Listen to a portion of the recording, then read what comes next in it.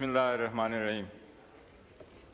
जनाब स्पीकर, मैं इब्तिदा इस बात से ज़रूर करूँगा कि फ़ाइनेंस बिल इस ईवान की सबसे बड़ी ज़िम्मेदारी है।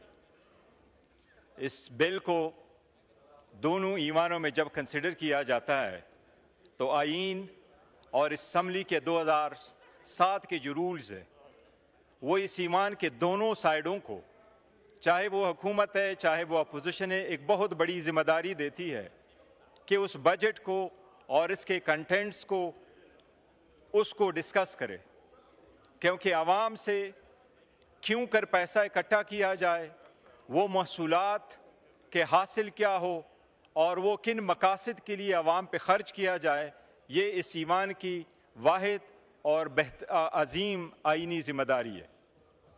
जनाब स्पीकर, शायद इस जिम्मेदारी अदा करने में ये ईवान हमेशा से नाकाम होता रहा है। हमने पॉलिटिक्स इस मईशत में भी हम लेके आए हैं और ये अपोजिशन की तरफ से नहीं, हमेशा से हुकूमत की तरफ से आता रहा है। जनाब स्पीकर, मैं एक मिसाल ज़रूर आपको दूंगा। बजट एक इंतहाई अहम डॉक्यूमेंट होता है। 1930 में गोरों ने सबसे पहले सॉल्ट पे टैक्स लगाया। गांधी उस वक्त भी, नेहरू भी, वो बैरिस्टर थे, कायदे आज़म भी बैरिस्टर थे, वो ओटे कट खड़े हुए और दुनिया का एक असूल उस दिन से आज तक टैक्स के लॉ में मुतय्यन हुआ। उनका कंसेप्ट ये था कि हर वो चीज़ जो लग्जरी नहीं है उस पे टैक्स नहीं होना चाहिए।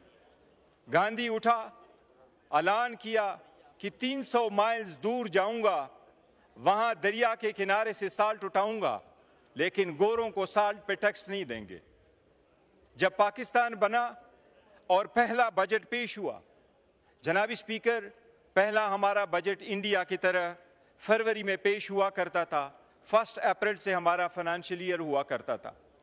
जब पहला बजट पेश हुआ, जब पाकिस्तान नहीं बना था, फरवरी में 1947 में, तो लियाकत अली खान ने बजट पेश किया था और लियाकत अली खान साहब को फाइनेंस मिनिस्ट्री मिली थी और फाइनेंस मिनिस्ट्री मुस्लिम लीग के 3 मुतालबात में से एक थी कि फाइनेंस, इंटीरियर या डिफेंस मिनिस्ट्री में से एक दे दे।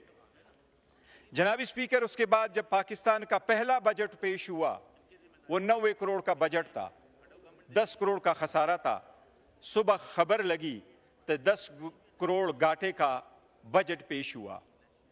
लियाकत अली खान ने कहा, और वो टर्म्स आज तक दुनिया इस्तेमाल करती है, उसने कहा हमने पहली मरतबा गरीब का बजट पेश किया। जनाब स्पीकर, वो गरीब का बजट ये था कि लियाकत अली खान ने कहा हमने साल्ट पे टैक्स ख़त्म किया और उस वक्त जो इनकम टैक्स की अमाउंट 2000 हुआ करती थी, उसने कहा इस घाटे के बावजूद हमने उसको बढ़ा के 2500 कर लिया।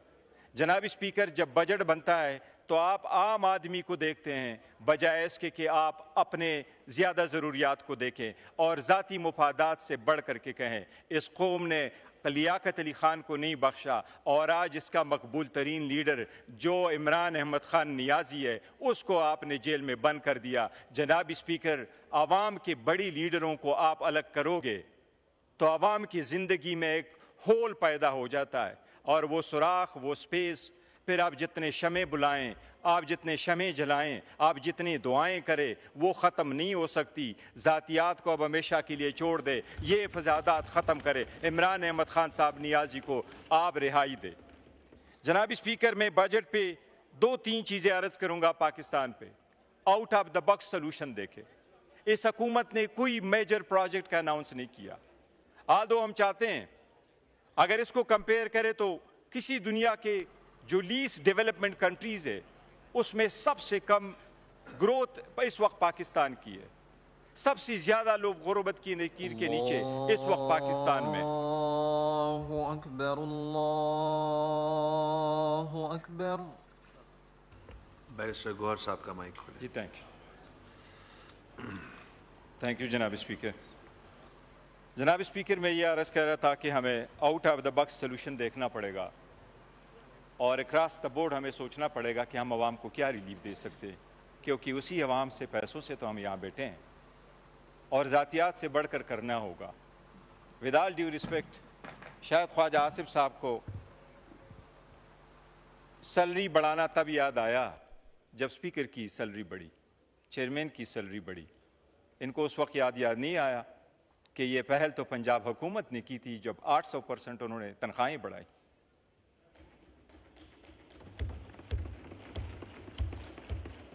मैं इसके इस्लास इस तरह ज़रूर करूँगा कि इस अवाम का आपकी तनख्वाहों बढ़ने से अर्ज़ नहीं है, इसकी आपकी पावर के नाजायज़ इस्तेमाल से शिकवा है। और जिस पर्पस के लिए वो तनख्वाह मिलती है, थैंक यू, और जिस पर्पस के लिए तनख्वाह मिलती है वो हक अदा न करने का आवाम को शिकवा है और उसको मिसयूज़ और अब्यूज़ करने से आवाम को शिकवा है।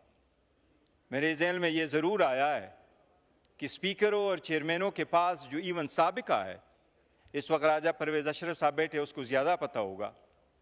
मैंने तो सुनने में आया है कि सर्विंग तो क्या, जो रिटायर हुए हैं वो भी 10-10 एम्प्लॉइज़ इस असम्बली के साथ लेके गए हैं। इस अब्यूज़ को ज़रूर रोक लीजिएगा। ये अवाम का पैसा है, अवाम के लिए इस्तेमाल होना चाहिए। इंडिया हमारा दुश्मन ही सही, लेकिन जनाब स्पीकर एक चीज़ तो देख ले ज़रा। ये मैं आपको कुछ फैक्ट्स फिगर देता हूँ। पाकिस्तान का टोटल बजट आउटले हमारा 62 बिलियन है, जबकि इंडिया 50 स्टेट से एक स्टेट का बजट आउटले उत्तर प्रदेश का 97 बिलियन है। हमारा टोटल टैक्स रेवेन्यू 50 बिलियन, हमारा रेवेन्यू 50 बिलियन, जबकि उत्तर प्रदेश का 80 बिलियन। हमारा टैक्स रेवेन्यू उनके टैक्स रेवेन्यू से 16 बिलियन कम है। जनाब स्पीकर, नरसिम्हा राव की हुकूमत थी, मनमोहन सिंह फाइनेंस मिनिस्टर थे और वाजपेयी अपोजिशन लीडर थे। वाजपेयी ने स्पीच की और मनमोहन सिंह के फाइनेंस बजट पे बड़े एतराज़ात उठाए। वो बड़ा केयर करते थे। आप इस वक्त देखा है जनाब स्पीकर, हुकूमत का कोई मिनिस्टर भी नहीं बैठा, न कोई इनकी कोई ऐसी टीम बैठी नजर आ रही होती है कि कोई आप बोलेंगे तो ये कोई नोट्स ले रहे होंगे। नहीं, ये जनाब स्पीकर, बैरिस्टर साहब, आपकी इतला के लिए, हाउस की इतला के लिए कि 2 डिप्टी सेक्रेटरीज फाइनेंस से बैठे हुए और एक FBR से बैठे हुए। ठीक है जी, बहुत अच्छी बात। वो नोट्स ले रहे हैं। जनाब स्पीकर, मनमोहन सिंह की हुकूमत थी, नरसिम्हा राव की हुकूमत थी। मनमोहन सिंह फाइनेंस मिनिस्टर थे कांग्रेस की और वाजपेयी अपोजिशन लीडर थे। वाजपेयी ने बजट को क्रिटिसाइज किया और टैक्स रिफॉर्म्स पर उन्होंने सजेशंस दी। मनमोहन सिंह जवाब में उठा, उसने कहा वाजपेयी साहब ये सारे लूप होल को मैं एड्रेस करूंगा। एंड जनाब स्पीकर, इनफैक्ट ही डिड। हम ये तवक्को करते हैं हुकूमत से कि हमारे जो बजट वाली प्रपोजल आ जाती है इनको आप ज़रूर कंसिडर कर लें। जनाब स्पीकर, मैं इस तरह out of the budget service चाहूँगा कि इस वक्त इंडिया का मैं कुछ मिसालें देता हूँ, कनाडा की, अमेरिका की और ऑस्ट्रेलिया की, कि लोगों ने किस कदर अब अपने लोगों को, गरीब लोगों को, अपने अवाम को बजट में क्या कुछ रिलीफ दिया है, जिसको आप कहेंगे इन द वर्ड्स आप, जो पहला वर्ड इस पाकिस्तान में इस्तेमाल हुआ है, लियाकत अली खान ने इस्तेमाल किया था, पुअर्स मेन बजट। वो पुअर्स मेन बजट के लिए आपको कोई चीज़ें ज़रूर होनी चाहिए, बट मैं इनके बजट बिल को लेता हूँ, 1 बाय 1 मैं इसको कंसिडर करता हूँ, मैं इस पर सिर्फ अपनी सजेशन देता हूँ। बाकी जितनी डिस्कशंस है वो उमर साहब ने, आमिर डोगर साहब ने, जरताज बीबी ने, सब ने अपनी रिजेक्शन की है। जनाब स्पीकर, सबसे पहले मैं इनको ये कहूँगा, इस्लामाबाद में ये जो हमेशा इंट्रोड्यूस कराते रहे हैं, स्टैम्प ड्यूटी लगा रहे हैं प्रॉपर्टी पे। प्रॉपर्टी पे ये स्टैम्प ड्यूटी आप ज़ीरो कर दे। आपने 1% और 2% कर दिया बड़े अरसा से, क्योंकि इसमें से बहुत सारे लोग हैं जिन्होंने पुरानी प्रॉपर्टी ली है, वो कन्वेंस आज भी आ रहा है। गुज़श्ता 60 सालों से वो जब भी अपनी प्रॉपर्टी बेचते हैं, वो कन्वेंस की वजह से उन पे एक बर्डन पड़ रहा है। आप इसको निकालेंगे। कई दुनिया के ममालिक ने अपने ये प्रॉपर्टी टैक्स ख़त्म की है। मेरी सजेशंस होगी, नंबर 1 कि स्टैम्प ड्यूटी वाली ज़ीरो कर दे। जनाब स्पीकर, कस्टम एक्ट पे इनको मैं एक सजेशंस बता